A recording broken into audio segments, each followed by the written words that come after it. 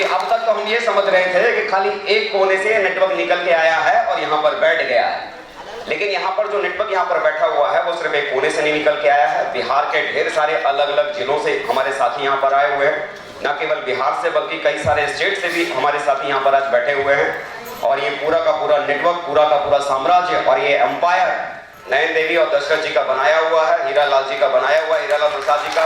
इन साथियों के लिए जोरदार तालियां हो जाए, बहुत बहुत जोरदार तालियां। तो शुरुआत करें, परमिशन है? चलिए, तो शुरुआत मैं अपने परिचय के साथ में जरूर करूंगा, क्योंकि बहुत सारे लोगों ने बोला कि भाई आपसे परिचय हमारा कम है, तो जरूर मैं अपना परिचय में देना चाहूंगा। मेरा नाम दोस्तों अजय पंडित है और बेसिकली अगर मैं बात करूं अपने पिताजी की, तो मेरे फादर पटना जिले के भीतर ही, पटना जिले से करीब, यहाँ पटना से करीब 100 किलोमीटर की दूरी पर एक कस्बा है मोकामा। नाम सुना है आप लोगों ने? कितने लोगों ने मोकामा का नाम सुना है? काफी सारे लोग हैं जिन्होंने मोकामा का नाम सुना। मोकामा के पास में दोस्तों एक गाँव है औंटा, मेरे पिताजी वहां से हैं। और अक्सर करके हमारे बिहार के भीतर होता है कि जब आदमी को अपने परिवार की जरूरतों को पूरा करने के लिए कोई रोजी रोजगार अगर नहीं मिलता, तो आदमी अपने परिवार की जरूरतों को पूरा करने के लिए अपने शहर से निकलकर बाहर कमाने के लिए जाता है। हाँ या ना? कोई दिल्ली जाता है, कोई पंजाब जाता है, कोई हरियाणा जाता है, तो कोई चंडीगढ़, कोई कलकत्ता, तो कोई अरब, तो कोई दुबई, है ना? परिवार की जरूरतों को पूरा करने के लिए जाता है। आज से करीब 40 साल पहले भी मेरे पिताजी अपने परिवार की जरूरतों को पूरा करने के इरादे से मोकामा से निकलकर आगरा गए थे। आगरा नाम शहर आपने सुना है ना? सिटी ऑफ ताजमहल जिसको कहते हैं, ताजमहल का शहर। वहां ताजमहल था जरूर, लेकिन अपनी जिंदगी में कोई ताजमहल नहीं था। तो एक छोटे से शहर में, एक बड़े से शहर में एक छोटी जिंदगी की शुरुआत मेरे फादर ने आज से 40 साल पहले की थी। और मेरी बचपन से, पैदाइश से लेकर मेरी परवरिश और मेरी पढ़ाई लिखाई उसी आगरा शहर में ही गुजरी है। जिस सेप शॉप बिजनेस को आज आप लोगों ने देखा है, जिसको आप लोगों ने ज्वाइन भी किया है और आप लोगों ने इसे करना शुरू भी किया है। ये सेप शॉप बिजनेस में जब मैंने पहली बार देखा था और इसे मैंने करने की शुरुआत की थी, उस समय मैं इलेक्ट्रॉनिक्स इंजीनियरिंग का मैं सेकंड ईयर का स्टूडेंट हुआ करता था जब पहली बार ये बिजनेस मुझे मिला था। अमूमन अक्सर होता है कि जब पहली बार कोई व्यक्ति हमें इस प्लान के बारे में समझाता और बताता है, पहली बार जब कोई व्यक्ति हमें इस तरह के प्लान के बारे में समझाता और बताता है, तो शायद पहली बार में ये बातें हमें समझ में आती नहीं है। बात सही है कि नहीं सही है? वजह क्या होती है कि जो व्यक्ति हमें इस बिजनेस के बारे में समझाने के लिए आता है, वो ये नहीं कहता कि जुड़ो यहां से आप महीने का 20,000 कमाओगे, वो ये नहीं कहता कि जुड़ो यहां से आप 40,000 महीना कमाओगे, वो ये नहीं कहता कि जुड़ो आप यहां से 60,000 महीना कमाओगे। वो कहता है कि जुड़ो और यहां से अगर आप चाहो तो महीने का 8 लाख कमाओगे, आने वाले कल में करोड़ों कमाओगे। वो करोड़ों और लाखों कमाने की बातें करता है। ऐसा ही होता है ना? और हम और आप जिस परिवेश में पले बड़े होते हैं ना, जिस समाज में हम पले बड़े होते हैं, हमारा परिवार, हमारा समाज, हमारी दुनिया बहुत ही छोटी होती है। एक एवरेज फैमिली में हम लोग जन्म लेते हैं, एक एवरेज समाज में हम लोग जीते हैं, जहां पर एक छोटी छोटी बातों को हमारे दिमाग में डाला जाता है। हमारे माँ बाप, हमारे पेरेंट्स, हमारे गार्जियन, हमारे रिश्तेदार, हमारे पड़ोसी, हमारे दोस्त, सब छोटी छोटी बातें हमारे दिमाग में डालते हैं कि पढ़ना है, लिखना है, जिंदगी में कुछ करना है, पढ़ना है, लिखना है, जिंदगी में कुछ करना है। क्या करना है ये कोई नहीं बताता, और कोई अगर बताता भी है तो सीधे कहता है कि पढ़ना है, लिखना है, मोबाइल की दुकान चलानी है, पढ़ना है, लिखना है, किराने की दुकान चलानी है, पढ़ना है, लिखना है, कपड़े की दुकान खोलनी है, पढ़ना है, लिखना है, बैंक में नौकरी करनी है, पढ़ना है, लिखना है, रेलवे में नौकरी करनी है, पढ़ना है, लिखना है, 20,000 कमाना है, पढ़ना है, लिखना है, 40,000 कमाना है, पढ़ना है, लिखना है, 60,000 कमाना है। जितना कमाने की बात हमारे दिमाग में डाली जाती है, जितना कमाने का विचार हमारे दिमाग में डाला जाता है, हम उतना ही कमाने के इरादे से हम रास्ता खोजना शुरू कर देते हैं, और अंततः वही रास्ता हमें हमारी जिंदगी में मिल भी जाता है। हम में से बहुत सारे लोग यहाँ पर ऐसे होंगे जो महीने का 20,000 कमाते होंगे, महीने का 40,000 कमाते होंगे, महीने का 50,000, 60,000 कमाते होंगे, 70-80,000 कमाते होंगे। क्यों? क्योंकि हमने क्या खोजा था? महीने का 20,000 कमाने वाला काम, वो हमें मिला, हाँ या ना? हमने क्या खोजा था? महीने का 40,000 कमाने वाला काम, और हमें क्या मिला? महीने का 40,000 कमाने वाला काम। हमने 60,000 वाला काम खोजा था, हमें 60,000 वाला काम मिला, हमने उसे पाने की कोशिश की, प्रयास किया, वो मिल गया। हम में से ज्यादातर लोग लाखों कमाने के बारे में ना सोचते हैं, ना उस रास्ते पर चलने के बारे में विचार भी करते हैं। इसीलिए जिंदगी में कभी लाखों तक पहुंचना तो संभव ही, जब दिमाग में विचार ही नहीं आया, तो क्या लाखों कमाने के रास्ते पे कोई व्यक्ति चल सकता है क्या? नहीं ना। मैंने भी जब अपनी जिंदगी में इस बिजनेस की शुरुआत की थी, पहली बार किसी व्यक्ति ने मुझे इस बिजनेस के बारे में जब समझाया था, ऐसा नहीं था कि मैं किसी बड़े परिवार से था, बड़े घर से था। मेरे पिताजी इससे पहले मजदूरी किया करते थे, और और जब पहली बार ये बिजनेस मुझे समझाया और बताया गया, उन्होंने मुझे बताया कि इस बिजनेस की वजह से अगर आप चाहो तो महीने में 8 लाख रुपए कमा सकते हैं। कितना? 8 लाख। इतना ही आपको भी बताया होगा। और पहली बार जब उन्होंने बताया कि महीने का 8 लाख कमा सकते हैं, सच बता रहा हूं, मैंने उनसे बोला कि देखिए साहब, आज मैं इंजीनियरिंग करता हूं, वो भी कोई प्राइवेट कॉलेज से नहीं, सरकारी कॉलेज से। उसके बावजूद आज मुझे इस बात का भरोसा नहीं है कि जब मैं इंजीनियर बन जाऊंगा तो उसके बाद भी महीना छोड़ दीजिए, साल का भी मैं 8 लाख रुपए कमा पाऊंगा या नहीं कमा पाऊंगा, साल का भी मेरा पैकेज 8 लाख रुपए का होगा या नहीं होगा, मुझे आज इस बात का भरोसा नहीं हो रहा। और आप यहां पर कहते हो कि अगर बिना डिग्री वाला भी अगर इसे करने की अगर कोशिश करे तो महीने में 8 लाख कमा सकता है। डिग्री वाले को भरोसा नहीं है कि वो आने वाले कल में साल में भी 8 लाख कमाएगा या नहीं कमाएगा, और आप कहते हो कि महीने वाला अगर कोशिश करेगा, जिसके पास में डिग्री ना हो वो भी अगर कोशिश करेगा तो महीने का 8 लाख कमा सकता है। भरोसा करने वाली बात थी क्या? नहीं, भरोसा करने वाली बात नहीं होती है, भरोसा करने वाली बात नहीं होती है। लेकिन जैसा कि होता है हर किसी व्यक्ति के साथ में, विश्वास होता नहीं है, लेकिन लगातार जो व्यक्ति हमें इस बिजनेस के बारे में समझाता है और बताता है, तो क्या एक ही बार में ये प्लान को बताने के बाद, इस बिजनेस के बारे में बताने के बाद वो चला जाता है, दोबारा फिर से ना कहने के बाद भी आता है, दोबारा फिर से आता है ना? क्योंकि उस व्यक्ति को समझाया गया होता है कि एक बार में समझाने से कोई आदमी समझता, बार बार उससे मुलाकात करनी पड़ती है, बार बार उससे मिलना पड़ता है। तो जैसा प्रोसेस आप सबके साथ में होता है ना, कि एक बार इनकार कर दिया तो फिर भी समझाने वाला पीछा नहीं छोड़ता, वो बार बार हमारे घर पर आता रहता है, बार बार हमें समझाता रहता है। तो वही सारी चीजें मेरे साथ भी चल रही थी, बार बार मुझे समझाने की कोशिश कर रहे थे, बार बार बताने की कोशिश कर रहे थे। दरअसल होता क्या है ना, पहली बार जब कोई व्यक्ति हमें इस बिजनेस के बारे में समझाता और बताता है, वो व्यक्ति कोई पराया नहीं होता, वो कोई अपना ही होता है, अपना कोई दोस्त होता है, अपना कोई रिश्तेदार होता है, अपना कोई पड़ोसी होता है। अब वो रिश्तेदार बार बार जब हमारे घर पर आता है, वो दोस्त जब बार बार हमारे घर पर आता है और इस बिजनेस के बारे में बताता है, तो कई बार हम इस बिजनेस को करना नहीं चाहते, कई बार हम इस बिजनेस के भीतर जुड़ना नहीं चाहते, लेकिन उसके बावजूद वो दोस्त बुरा ना मान जाए, इस वजह से हम जुड़ जाते हैं। मेरी रिश्तेदारी ना टूट जाए, इस वजह से हम जुड़ जाते हैं। सिर्फ रिश्तेदारी को बचाने के लिए, सिर्फ यारी को बचाने के लिए सिर्फ जुड़ जाते हैं। और जुड़ने के बाद जब वो हमारा रिश्तेदार, हमारा यार, वो हमारा दोस्त हमसे कहता है ना, चलो ट्रेनिंग में चलते हैं, इसे सीखते हैं कि इस काम को कैसे करना है, समझते हैं कि इस काम को करके कैसे आगे बढ़ा जा सकता है। देखो, जब सामने वाले ने हमको जोड़ा था, भरोसा तब भी नहीं था। जब वो कह रहे थे कि यहां से महीने का लाखों कमा सकते हैं, भरोसा तब भी नहीं था। हम जुड़े क्यों थे? सिर्फ रिश्तेदारी बचाने के लिए। हम जुड़े क्यों थे?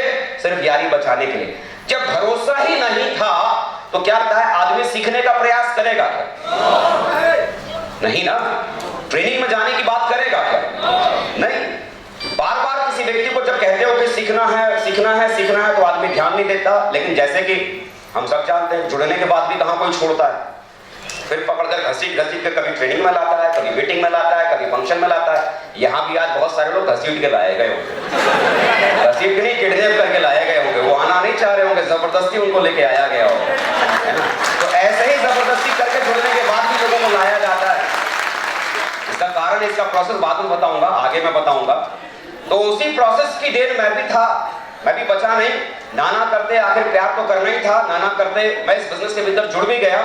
और जुड़ने के बाद मुझे लगा कि चलो ठीक है, जुड़ गया हूं, चलो कोशिश करके देखते हैं। और कोशिश करने की शुरुआत की, तो जो मेरी उम्र के जो लोग थे, जो मेरे साथ कॉलेज में मेरे दोस्त पढ़ते थे, अपने दोस्तों को मैंने इस बिजनेस के बारे में नहीं कभी बताया। पड़ोसियों में जो जिन दोस्तों के साथ में खेलता कूदता था, उनको मैंने कभी इस बिजनेस के बारे में नहीं बताया। अब आप पूछोगे क्यों? है ना, क्योंकि देखो, मुझे ये बिजनेस पसंद आया, मेरे दिमाग में जुड़ने का इरादा भी आया, मुझे पसंद आया और मैं जुड़ना भी चाह रहा था। तो जुड़ने के लिए क्या लगता है? क्या लगता है? पैसा था क्या मेरे पास? मैंने तो पहले बोला ना, कॉलेज में पढ़ने वाला स्टूडेंट था। तो एक स्टूडेंट पैसा कहां से मांगता है? अपने पेरेंट्स से, माँ बाप से, गार्जियन से, सही है ना। तो क्या था, पहले मैंने समझा, और जब मैंने समझा तो उसके बाद पापा को समझाया। तो मेरे दिमाग में एक बात थी, अगर मैं किसी दोस्त को बताता हूं तो हो सकता है उसको भी ये बिजनेस अच्छा लग सकता है, हो सकता है वो भी जुड़ना चाहेगा। लेकिन अच्छा लगने के बाद, जुड़ने के बाद फिर बोलेगा यार पापा को भी समझा दे, अगर पापा पट जाएंगे ना तो अपना श्री गणेश हो जाएगा। तो मुझे लगता था जब फाइनली पटाना पापा को ही है तो बेटे को पटाने से क्या फायदा, सीधे पापा को समझाएंगे, और पापा अगर पट गए तो फिर मामला शुरू हो जाएगा। तो मैंने कभी भी इस बिजनेस के भीतर अपनी उम्र के दोस्तों को इस बिजनेस के बारे में नहीं बताया। किन्हें बताना शुरू किया? जो मुझसे उम्र में ज्यादा थे। जो मुझसे उम्र में ज्यादा थे, कि कोई 40 साल का व्यक्ति था, कोई 50 साल का था, कोई 55 साल का, कोई 60 साल का, ऐसे लोगों को मैंने इस बिजनेस के बारे में समझाना मैंने शुरू किया। जब मैं किसी 40 साल के व्यक्ति के पास में जाता था और उनसे मैं बड़े प्यार से बोलता था, अंकल जुड़ जाओ, करोड़पति बनोगे, तो अंकल मुस्कुरा के मुझसे पूछते थे कि बेटा तूने कितना करोड़ कमाया? तो मैं हंसकर बोलता था कि अंकल आप जुड़ोगे तभी तो कार्यक्रम शुरू होगा ना। तो अंकल भी हंस के बोलते थे कि बेटा देख, चोर भी है ना, कम से कम अपना मोहल्ला छोड़ के चोरी करता है, कम से कम अपने मोहल्ले वालों को मत फंसा, दूसरे मोहल्ले वालों को फंसा, अपना तो कम से कम छोड़ दे। मुझे समझ ये नहीं आ रहा था कि आज तक एक आदमी को शायद कोई 10,000 या 20,000 कमाने का रास्ता बताने के लिए कोई नहीं आता, और मैं उनके पास में लाखों कमाने का रास्ता बताने के लिए गया हुआ था। ये बात उनको समझ में क्यों नहीं आ रही? ये जो कहानी जो मैं आज आपको सुना रहा हूं, ये 15 साल पहले की कहानी है। कब की कहानी है? 15 साल पहले की कहानी है। अब 15 साल पहले मेरी उम्र छोटी होगी या बड़ी होगी? छोटी थी ना। तो उस समय मुझे समझ नहीं आ रहा था कि मैं उन्हें लाखों कमाने की बात बता रहा हूं, इन्हें कोई 10,000 कमाने का रास्ता बताने वाला नहीं आया होगा, 5,000 कमाने का कोई रास्ता बताने वाला नहीं आया होगा, मैं लाखों कमाने की बात बता रहा हूं, उनको समझ में क्यों नहीं आ रहा? बच्चा था ना उस समय, तो समझ मुझे नहीं आ रहा था कि इनको ये बात समझ में क्यों नहीं आ रही है। जब मैं किसी 50-55 साल के किसी व्यक्ति के पास में जाता था और इस बिजनेस के बारे में बताता था और उनसे मैं बड़े प्यार से बोलता था, बाबा जुड़ जाओ, करोड़पति बनोगे, तो बाबा अपने सफेद बालों को ऐसे दिखाते थे और कहते थे बेटा एक तो देख रहा है, और मैं देखता था और मनी मन सोचता था कि शाहरुख खान के जैसे। वो अलग बात है कि मैं भूल नहीं पाता था, बुजुर्ग थे ना। वो कहते थे बेटा ये तो देख रहा है ना, एक्सपीरियंस, तजुर्बा। मुझे आज तक जिंदगी में समझ में नहीं आया कि बालों की सफेदी का तजुर्बे से क्या लेना देना। मुझे आप बताओ, अगर आदमी अगर जिंदगी में अगर कुछ भी ना करे तो क्या काले बालों से आदमी के सफेद नहीं होंगे क्या? तजुर्बा, चलो कोई बात नहीं, बुजुर्ग थे।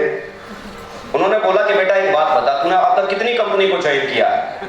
तो मैंने कहा बाबा ये तो मेरी पहली कंपनी है। तो बोला बेटा तेरी तो पहली कंपनी है, जितनी तेरी उम्र है ना उतनी कंपनी को मैं ज्वाइन करके छोड़ चुका हूँ। बोला अगर ऐसी कंपनियों में फंसने से कोई करोड़पति अगर बनता ना, तो बेटा हिंदुस्तान में अंबानी के बाद दूसरा मैं ही होता। बोला ऐसी कंपनियों में फंस के कोई करोड़पति नहीं बनता है बेटा। इधर होता क्या है, पहले आदमी 15,000 फंसाता है, और जिसका 15,000 फंस गया ना, वो 15,000 निकालने के चक्कर में वो 15 को फंसाता है, और फिर वो 15 जो फंस गया बेचारा, वो अपने 15 निकालने के चक्कर में वो 15 को फंसाता है, और ऐसे फंसने फंसाने वाला कार्यक्रम चलता रहता है। करोड़पति कोई नहीं बनता। मतलब मैं गया था बाबा जी को समझाने के लिए, और बाबा जी ने उल्टा मुझे समझा दिया। समझ में नहीं आ रहा था कि आखिर होगा क्या। शुरुआत में करीब 256 लोगों को मैंने इस बिजनेस के बारे में समझाया था। कितने लोगों को? 256 लोगों को। 6 महीना करीब गुजर गया था 256 लोगों को इस बिजनेस के बारे में समझाते। और मजे की बात यह थी कि उन 6 महीनों में 256 लोगों में से एक आदमी भी मेरे साथ जुड़ा। मैं मनी मन सोचता था कि हे भगवान, कौन सी मनुष्य वाली कलम से मेरी किस्मत लिखी। एक आध मुर्गा भी फंस जाता तो मैं भी कहता मुर्गा फंसाने मुझे आ गया। एक भी नहीं फंस रहा था, कुछ भी नहीं हो रहा था। खैर लगातार कोशिश की, लगातार प्रयास किया, और लगातार कोशिश और प्रयास करने की वजह से करीब 4 साल गुजर गए। कितने साल? करीब 4 साल गुजर गए। और 4 साल गुजरने के बाद मेरी टीम बनी। मेरी टीम, और मालूम है कितनी बनी? 50 लोग। कितनी बनी? 4 साल गुजरने के बाद मेरी टीम बनी 50 लोगों की। हमारे बिजनेस के भीतर जिस व्यक्ति की टीम 50 लोगों की होती है, मतलब 200 बिजनेस वॉल्यूम के हिसाब से 25 लोग लेफ्ट में और 200 बिजनेस वॉल्यूम के हिसाब से 25 लोग राइट में। जिस व्यक्ति की पूरी टीम का साइज 50 लोगों का होता है, उस व्यक्ति को हमारे बिजनेस में यहाँ पर सिल्वर कहा जाता है। क्या कहा जाता है? यानी 4 साल काम करने के बाद मैं क्या बना था? सिल्वर। थोड़ा आसान भाषा में समझाता हूँ। 4 साल में मैंने इस बिजनेस से मैंने कमाया था कुल 18,000 रुपया। कितना? एक दिन में बैठ के कैलकुलेट कर रहा था, 4 साल में 18,000, मेरा महीने का हिसाब कितना आया था। तो मैं जोड़ रहा था तो 425 रुपये महीना आ रहा था। 425 रुपये महीने का पड़ा 4 साल में। अब आप मुझे बताओ, यहाँ लोग बोलते थे कि 3 साल काम करो, 4 साल काम करो, 3-4 साल काम करके आदमी डायमंड बन जाता है ना, जिंदगी बदल जाती है। और मैं 4 साल मैंने काम कर लिया, जिंदगी तो बदलना छोड़ो, जिंदगी बदलने की शुरुआत भी नहीं हो रही थी। 4 साल काम किया, 4 साल सिल्वर बना। तो मुझे बताओ 4 साल काम करके कोई आदमी 18,000 कमाएगा तो आदमी क्या करेगा? क्या करेगा? मैं भी आप ही के जैसा समझदार था, मैंने भी छोड़ दिया। आपकी बात मान ली थी, मैंने भी छोड़ दिया। और छोड़ने के बाद मैं घर बैठ गया और मैं सोचने लगा कि यार ये काम तो बड़ा सही नहीं था। शायद जो लोग डायमंड बन गए यहाँ पर उनकी किस्मत बड़ी अच्छी थी, भगवान ने उनको उनका साथ दे दिया, जिसकी वजह से वो डायमंड बन गए, सफल हो गए। लगता है भगवान मेरी किस्मत थोड़ा ठीक नहीं बनाई उसने, भगवान मेरा साथ नहीं दे रहा है। बताओ 4 साल में अपने साथ में कुछ भी नहीं हुआ, समझ नहीं आ रहा था क्या होना है, क्या करना, कैसे करना। उसी दरमियान मेरी शादी हो गई, उसी दरमियान मेरी शादी हो गई और शादी के बाद मैं सोचने लगा यार जिंदगी में कुछ तो करना पड़ेगा, क्योंकि शादी हो गई थी, कल को परिवार बढ़ेगा तो कुछ ना कुछ तो आदमी को करना पड़ेगा ना। और पिछले 4 साल से जिंदगी में अगर कुछ किया था तो खाली सेफ शॉप, इसके अलावा कुछ करना जानता मुझे समझ नहीं आ रहा था करूं तो करूं क्या, मुझे समझ नहीं आ रहा था तो करना है तो करना कैसे है। लेकिन मजे की बात यहां पर इन 4 सालों में ये हो गई थी कि जिन्होंने मुझे जोड़ा था इन 4 साल के दरमियान वो बन गए थे डायमंड और मैं नहीं बना था डायमंड, मैं तो था खाली सिल्वर। वो डायमंड बन चुके थे उन 4 सालों में। वो उन 4 सालों में क्या बन चुके थे और मैं 4 साल में क्या था? देखो सिल्वर 4 साल में था। सच बता रहा हूं, मेरा रिकॉर्ड हिंदुस्तान में आज तक सेफ शॉप कंपनी में किसी ने नहीं तोड़ा। आजकल के लोग तो मेरा रिकॉर्ड तोड़ ही नहीं सकते। बताओ महीने 2 महीने 3 महीने में सिल्वर बन जाती है, कोई तरीका है? हम हैं रिकॉर्ड होल्डर, 4 साल में सिल्वर, समझ रहे हैं आप? 4 साल में सिल्वर। तो हुआ क्या, उसी शादी के दरमियान जिन्होंने मुझे जोड़ा था ना, 4 साल जिन्होंने मेरे साथ काम किया था ना, वो भी मेरी शादी में थे। तो मैं देख रहा था वो तो डायमंड बन गए, तो मैं सोच रहा था यार इन्होंने ऐसा 4 साल में क्या किया जिसकी वजह से ये डायमंड बन गए, और मैंने इन 4 सालों में क्या किया, क्या नहीं किया जिसकी वजह से मैं डायमंड नहीं बना। ऐसा मैंने क्या किया जिसकी वजह से मैं डायमंड नहीं बना? वो डायमंड बने थे उन 4 सालों में, कुछ ना कुछ तो ऐसा किया होगा जिसकी वजह से वो डायमंड बने होंगे, हाँ या ना? मैंने ऐसा कुछ किया होगा जिसकी वजह से मैं 4 सालों में डायमंड नहीं बना होगा, हाँ या ना? वो वजह, वो कारण क्या था ये समझ उस समय नहीं आ रहा था। मैं उनके पास में गया और उनके पास में दोबारा जाने के बाद मैंने बोला कि सर मुझे भी डायमंड बनना। तो उन्होंने बोला बेटा पहले भी तुझे डायमंड बनना था। बोला नहीं सर सच्ची में इस बार डायमंड बनना। सर ये समझ में नहीं आया, आप डायमंड कैसे बन गए और मैं डायमंड क्यों नहीं बन पाया? आप सफल कैसे हो गए और मैं सफल क्यों नहीं हो पाया? तो उन्होंने मुझसे पूछा कि अजय जी मुझे एक बात बताओ कि आप सेफ शॉप से पहले क्या करते थे?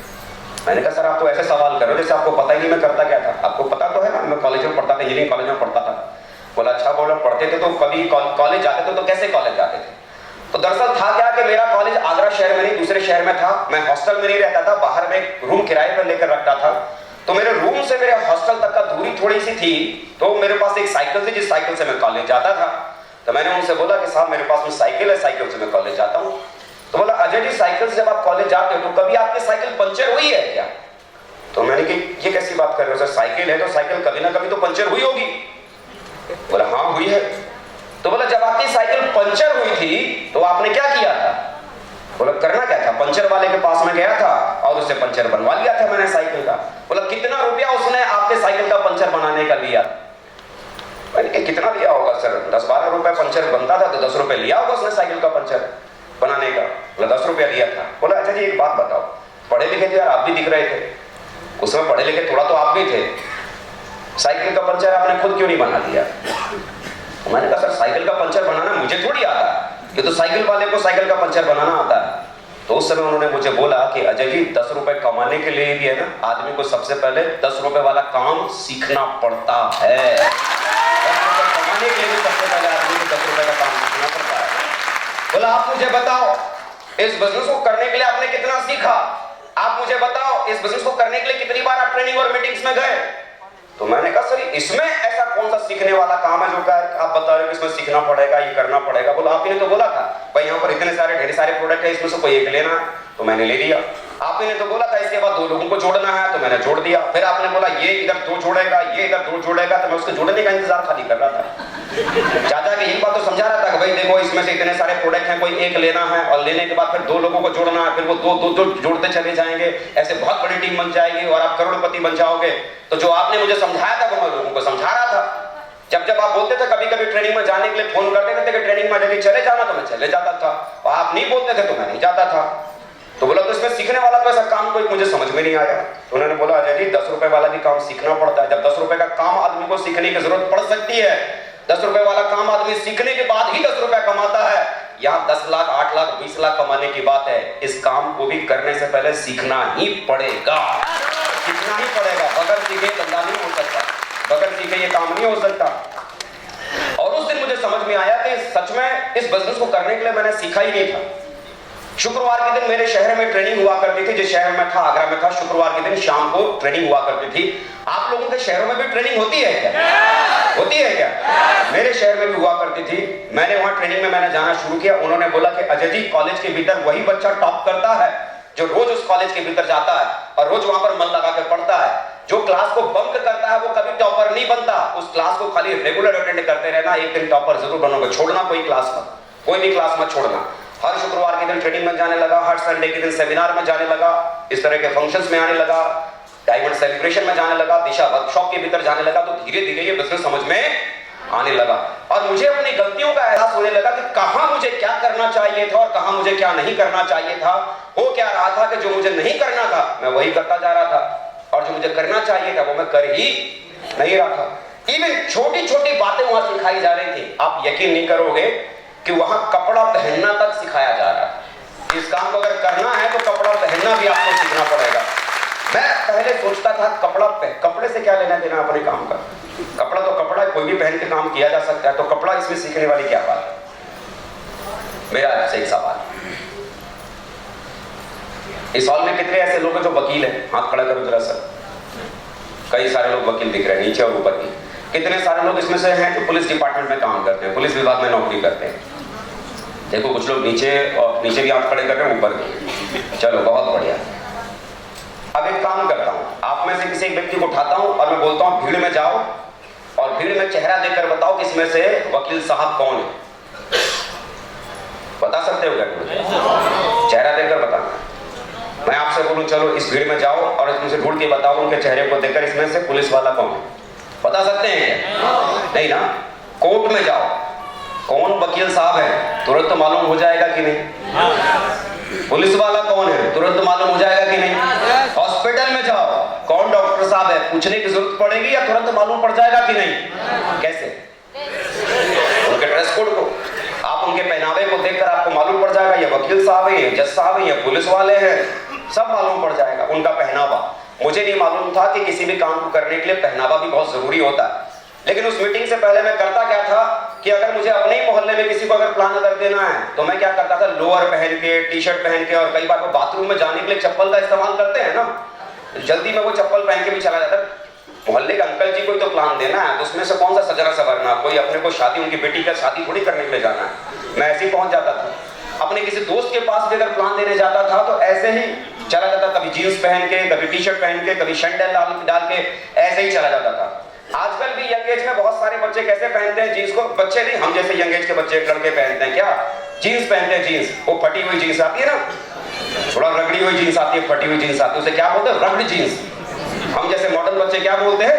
रगड़ जीन्स। और उसे पहन के क्या बोलते हैं? माचो लुक आता है, माचो, है ना। रगड़ जीन्स हम पहनते हैं और उस रगड़ जीन्स को पहनकर आप जरा सोचो, फटी फटाई जीन्स पहनकर, टी शर्ट डाल के, रंग बिरंगी तितली टाइप की पहनकर अगर किसी को प्लान देने जाओगे, आपको प्रोफेशनल समझेगा या लपुआ समझेगा? लपुआ समझेगा ना। और लपुआ आदमी कौन होता है, जिम्मेदार या गैर जिम्मेदार? अरे गैर जिम्मेदार आदमी को बाप अपने बेटी ना दे, वो आप अपनी जिंदगी के देने की बात कर रहे हो, अपनी जिंदगी आपके हवाले कैसे कर सकता है? आपके पहनावे से सामने वाले को इस बात का एहसास ही नहीं हो रहा you are look like a professional और अ लपुआ। अगर आप प्रोफेशनली इस काम को कर रहे हो तो आपका पहनावा लोगों को बताएगा कि आप प्रोफेशनली हो। साउंड चला गया, देखो कहां का गया। आपका पहनावा लोगों को बताएगा, लेकिन शुरुआत में मुझे नहीं मालूम था कि पहनावा भी बहुत जरूरी, नहीं मालूम था। धीरे धीरे समझ में आया, ट्रेनिंग मीटिंग में जाना शुरू किया तो सबसे पहले समझ में आया कि अगर इस काम को करना है तो प्रोफेशनली से करना बहुत जरूरी है, प्रोफेशनली से करना जरूरी है। और बराबर फिर वो पहनावा चेंज किया जो प्रोफेशनल्स पहनता है, शर्ट पहनना शुरू किया, ट्राउजर पहनना शुरू किया, शूज पहनना शुरू किया और उसी तरीके से फिर प्रोफेशनल बनकर लोगों के साथ काम करने की शुरुआत की, सिस्टम को समझकर काम करने की शुरुआत की। शुरू में मुझे लगता था कि पता नहीं कुछ हो पाएगा या नहीं हो पाएगा। आज से करीब 10 साल पहले, 10.5 साल पहले, 10 साल पहले इस काम को मैंने फिर से शुरू किया था। कितने साल पहले? 10 साल। आज से करीब 10-10.5 साल पहले इस काम को मैंने फिर से करने की शुरुआत की थी और आज मैं बड़े गर्व से कह सकता हूं कि इन पिछले 10 सालों में आज मेरे साथ में पूरे हिंदुस्तान के भीतर वर्तमान में 7 लाख से ज्यादा लोगों का नेटवर्क ऑल ओवर इंडिया में 7 लाख लोगों का नेटवर्क है। ये प्रेजेंटेशन जरा अगर संभव हो तो स्लाइड पे डाल दीजिए। 7 लाख लोगों का नेटवर्क आज मेरे साथ में हो गया तो शुरू में नहीं मालूम था, जब बिना सीखे इस काम को करने की कोशिश कर रहा था तो 4 साल लगाने के बाद मैं खुद को सिल्वर के अलावा मैं इससे आगे भी लेके नहीं जा पाया। लेकिन सीखने के बाद जब इस काम को करना शुरू किया तो 7-10 सालों में 7 लाख का नेटवर्क बन सकता है। कितना बन सकता है? 7 लाख का। तो बिलीव कीजिए, जिंदगी सच में बहुत बड़ी बन सकती है, बशर्ते किसी भी काम को अगर आप करना चाहते हैं तो उस काम को करने से पहले उस काम को सीखना बहुत जरूरी।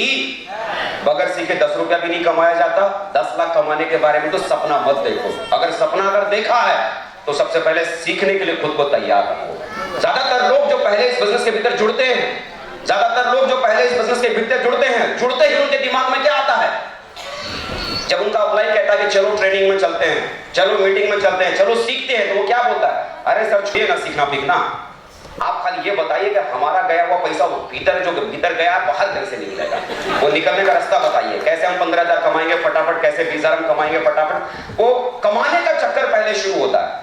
आप मुझे बताओ, जब अपने बच्चे को आप इंजीनियरिंग कराने के लिए छोड़ते हो, डॉक्टरी कराने के लिए छोड़ते हो, तो क्या बोलते हो? बेटा तेरे को कॉलेज में इंजीनियरिंग कॉलेज में डाल दिया है, अब महीने की महीने तनख्वाह मुझे भेजना शुरू कर देना।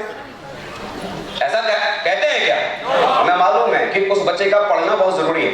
आज अगर वो बच्चा पढ़ लिख के अगर काबिल बन गया तो इंजीनियर बनने के बाद 10-20 हजार नहीं, लाखों करोड़ों अपनी जिंदगी में कमाएगा। कल को अगर पढ़ लिख के वो डॉक्टर बन गया तो अपने टैलेंट की वजह से, उस हुनर की वजह से हजारों नहीं बल्कि लाखों और करोड़ों अपनी जिंदगी में कमाएगा। सीखने के बाद पहला साल जो लोग इस बिजनेस के भीतर जुड़ते हैं, पहले साल को यहां अर्निंग फेज समझ लेते हैं। पहले साल कमाने का समय, नोट आना चाहिए। बॉस एक बात दिमाग में रखो, इस धंधे के भीतर आप जुड़े हो तो पहला साल आपका अर्निंग फेज नहीं है, पहला साल आपका लर्निंग फेज है। कितनी ट्रेनिंग्स अटेंड की, कितनी मीटिंग्स अटेंड की, कितना वीडियो सुना, कितनी ट्रेनिंग्स को सुनी, कितनी किताबें पढ़ी, खुद को काबिल बनाने के लिए आपने क्या किया। क्योंकि एक बार अगर काबिलियत आ गई तो पैसा कमाना बहुत आसान है। एक बार काबिलियत अगर आ गई तो पैसा कमाना बहुत आसान है। काबिल बनना ये बहुत जरूरी है, सीखना बहुत जरूरी है। समझ पा रहे हैं आप मेरी बात? सीखना बहुत जरूरी है। पहला साल अर्निंग फेज नहीं, पहला साल क्या है? Learning phase. ये कोई लॉटरी का टिकट नहीं है कि आपने खरीदा और 4 साल बाद जैकपॉट लग जाएगा और आप करोड़पति बन जाएंगे। ये कोई अलादीन का चिराग नहीं है कि आप घिसेंगे और एकदम जिन्न बाहर निकलेगा। हो हा हा हा हा हा, हुक्म मेरे आका, चल मर्सिडीज दिला, चल करोड़पति बना, चल ऑडी लेके आ। ये कोई अलादीन का चिराग नहीं है। ये चिराग आपकी ख्वाहिशों को पूरा करेगा जरूर, लेकिन उससे पहले आपको इस काम को सीखना। तैयार हैं आप सीखने के लिए? तैयार हैं? चलिए मैं एक बार फिर से आप सबका बहुत बहुत स्वागत करता हूं। Welcome all of you. आज के इस सेशन के भीतर आप सबका बहुत बहुत स्वागत है।